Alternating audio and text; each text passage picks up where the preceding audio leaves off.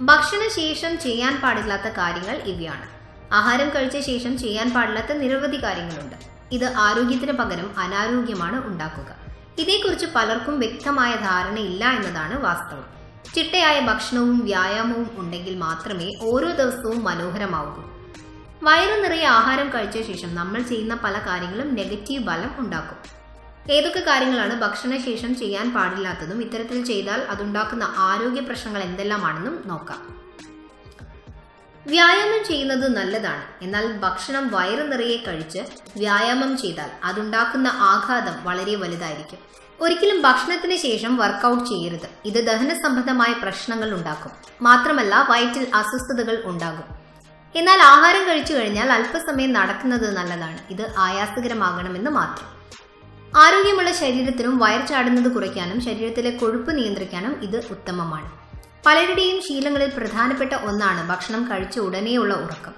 ഉറക്കം ഉണർന്ന ഉടനെ ഭക്ഷണം കഴിക്കാനോ കഴിച്ച ഉടനെ ഉറങ്ങാനോ പാടില്ല. ഇത് ശരീരത്തിന്റെ മുഴുവൻ പ്രവർത്തനങ്ങളിൽ മാറ്റമുണ്ടാക്കും.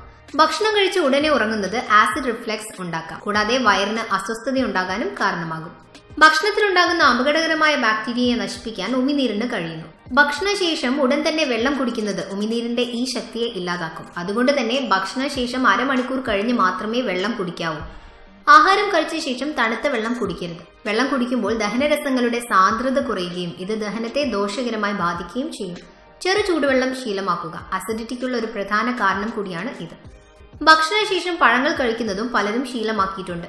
എന്നാൽ ചില പഴങ്ങൾ കഴിക്കുന്നത് ദഹനത്തിന് ബുദ്ധിമുട്ടുണ്ടാക്കും. നെഞ്ചരിച്ചിൽ പോലുള്ള പ്രശ്നങ്ങൾക്ക് ഇവ കാരണമാകും. പഴങ്ങൾ പൊതുവെ തണുപ്പ് പ്രദാനം ചെയ്യുന്നു.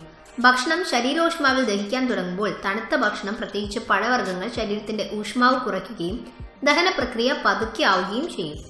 പലരും ശീലമാക്കിയിട്ടുള്ള ഒന്നാണ് പുകവലി. ഭക്ഷണത്തിന് മുൻപോ ശേഷമോ പുകവലിക്കുന്നത് ക്യാൻസറിന് കാരണമാകും. ഭക്ഷണം കഴിച്ച ശേഷം ഒരു സിഗരറ്റ് വലിക്കുമ്പോൾ അത് 10 സിഗരറ്റിന്റെ ദോഷം ഉണ്ടാക്കുന്നുവെന്ന് പഠനങ്ങൾ തെളിയിച്ചിട്ടുണ്ട്. ഭക്ഷണശേഷമുള്ള കുളിയാണ് മറ്റൊന്ന്. ആഹാരം ദഹിക്കാൻ നല്ലതുപോലെ രക്തയോട്ടത്തിന്റെ ആവശ്യമുണ്ട്. എന്നാൽ കുളിക്കുന്നതോടെ ശരീരത്തിന്റെ താപനില കുറയുകയും രക്തയോട്ടം കുറയുകയും ചെയ്യും. അതുകൊണ്ട് തന്നെ ഭക്ഷണം കഴിച്ചു കഴിഞ്ഞ് 45 മിനിറ്റെങ്കിലും കഴിഞ്ഞേ കുളിക്കാൻ പാടുള്ളൂ. ചായ കുടിക്കുന്നതാണ് മറ്റൊന്ന്. ചായ കുടിക്കുന്നത് ഭക്ഷണത്തിൽ നിന്നും പ്രോട്ടീൻ ആഗിരണം ചെയ്യാനുള്ള ഭക്ഷണത്തിന്റെ കഴിവിനെ ഇല്ലാതാക്കും. ചൂടും തണുപ്പായതുമായ ആഹാരങ്ങൾ ഒരുമിച്ച് കഴിക്കരുത്. ദഹനം കുറയുന്നത് കൊണ്ട് ഭക്ഷണം ദഹന വ്യവസ്ഥയിലേക്ക് കടക്കുകയും ഇത് നെഞ്ചരിച്ചിൽ, ആസിഡ് റിഫ്ലക്സ് എന്നീ പ്രശ്നങ്ങൾ ഉണ്ടാക്കുകയും ചെയ്യും. ഭക്ഷണശേഷം ദഹനം കൃത്യമായി നടക്കാത്തത് കാരണം ദഹിക്കാത്ത ഭക്ഷണം ഗ്ലൂക്കോസായി മാറും. രക്തത്തിലെ ഷുഗർ വർദ്ധിക്കും. ഇത് പ്രമേഹ സാധ്യത കൂട്ടും. സ്ഥിരമായി ഭക്ഷണശേഷം മധുരം കഴിക്കുന്നവർക്ക് പ്രമേഹ സാധ്യത കൂടുതലാണ്. ഭക്ഷണം നല്ലവണ്ണം ചവച്ചരച്ചാണ് കഴിക്കേണ്ടത്. ഒരു തവണ വായിൽ വയ്ക്കുന്ന ഭക്ഷണ സാധനം 32 തവണയെങ്കിലും ചവയ്ക്കണം. സാധാരണ ദഹനം നടക്കാൻ ആവശ്യമായ 4 മണിക്കൂർ ഇടവേളയ്ക്ക് ശേഷമേ അടുത്ത ആഹാരം കഴിക്കാവൂ. അളവിലും അല്പം കൃത്യത പാലിക്കുക. വയറ് നിറഞ്ഞു എന്ന് തോന്നിയാൽ ആഹാരം മതിയാക്കുക. വാരി വലിച്ച് തിന്നരുത് എന്ന് സാരം. കൃത്യമായി നിറങ്ങൾ ചേർക്കുകയോ അധികമായി വേവിക്കുകയോ ചെയ്യാൻ പാടില്ല. സകല ഗുണങ്ങളും മൂല്യവും നശിക്കുമെന്നാണ് വിശ്വാസം.